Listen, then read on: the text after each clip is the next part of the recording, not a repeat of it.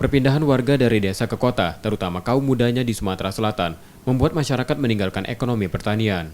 Hal itu mengemuka dalam diskusi yang digelar Duta Pertanian Sumatera Selatan di Palembang. Dalam catatan mereka, hanya 16% dari total kaum muda di Indonesia yang tertarik bertani, termasuk di provinsi ini. Sektor pertanian memiliki peran penting dalam meningkatkan perekonomian dan tahan terhadap dampak pandemi. Teknologi pertanian dan teknologi informasi dapat merubah pandangan kaum muda tentang pertanian yang tak hanya bercocok tanam. Konsumen agar kenapa itu meningkatkan dari perekonomian petani itu sendiri. Jadi dengan memanfaatkan teknologi, mengapa pemuda? Memang pemuda ini yang memegang teknologi.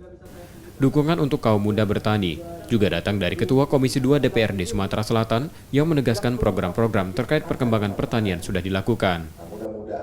Eksekutif dan legislatif sudah sepaham, sudah senada untuk membantu perekonomian rakyat di sektor pertanian, perkebunan, kehutanan, dan perikanan, serta peternakan. Yang mana kita sudah mengadakan program untuk penyuluh satu desa. Adanya teknologi dan informasi membuat bertani tak lagi sekedar soal membajak sawah dengan kerbau. Kesan modern dan mengikuti perkembangan zaman harusnya mampu menarik lebih banyak anak muda menyelami pertanian. Yudi Kiswanto, Kompas TV, Palembang.